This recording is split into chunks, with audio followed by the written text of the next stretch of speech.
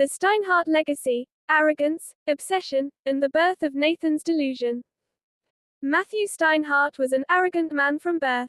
He refused to drink milk from the teat of the wet nurse. His mother had to offer her own teat to satisfy his hunger because he believed his mother stood above the maid in every possible way. The household remembered the incident with awkward smiles. His mother called it instinct. The servants called it strange. His father quietly paid everyone to keep the story inside the estate. The memory lingered anyway, low-key weird, giving everyone uncanny vibes before Matthew even learned to speak. As he grew older, his pride only became more intense. If a person refused to meet him, he permanently erased that person from his world. If a business declined to serve him because they were closing or because he appeared at absurd hours like 4 in the morning or exactly at midnight, he responded with calculated revenge. He hired private detectives to monitor the owners, employees, finances, habits, and weaknesses. He used lawyers, investors, competitors, and every legal business tactic available to pressure those companies until bankruptcy swallowed them. It was never about money. It was always about status. He genuinely believed respect flowed only in one direction. Everyone else was simply background NPCs. The staff whispered that his aura was straight up feral. Nobody laughed where he could hear it. Matthew refused to compromise. Friends disappeared because he never apologized.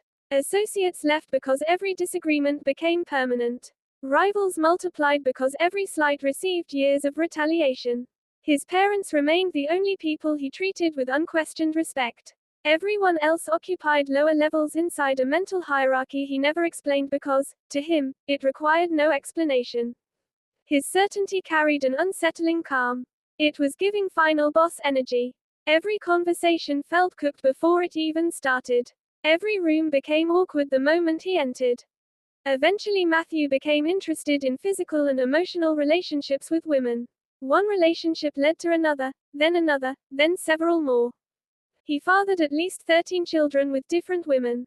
Most of the mothers belonged to wealthy party circles, living on their father's fortunes while spending every night chasing excitement and social status. When the children were born, Matthew negotiated legal custody through financial settlements that every mother willingly accepted.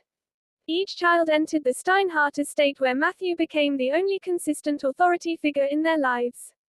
The mansion looked polished, expensive, and perfectly organized. Underneath that glossy surface, every hallway felt slightly off, every family dinner carried silent tension, and every compliment sounded like an order wrapped in expensive packaging. The atmosphere was high-key cursed while pretending to stay wholesome. It was pure cope hidden behind luxury. Matthew educated every child himself. Lessons rarely focused on mathematics or literature before they focused on superiority. He repeatedly explained that the Steinheart family existed above ordinary humanity. Other families existed because society required workers, assistants, employees, and people willing to follow instructions. His children absorbed these ideas without resistance because they had never experienced another worldview. Every meal reinforced the same belief. Every success confirmed it. Every outsider became another example. The ideology slowly became the default software. The entire household stayed locked inside its own echo chamber. Everyone acted like the worldview was based. Nobody questioned it. The confidence looked clean on the surface while something deeply unsettling quietly settled underneath. Among all 13 children, one boy absorbed the lessons more completely than anyone else. His name was Nathan. Nathan never interpreted his father's teachings as exaggeration or family pride. He accepted every sentence as objective reality.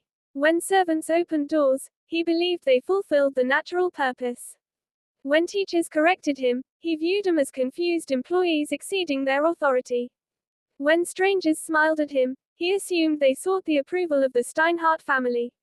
Every interaction became evidence supporting the world his father had built. The belief never sounded dramatic inside Nathan's mind. It simply felt normal. His perspective stayed locked in place with zero hesitation. It was Delusion, yet completely grounded inside his everyday reality. Everyone outside the family looked like supporting characters waiting for instructions. Nathan never imagined another possibility.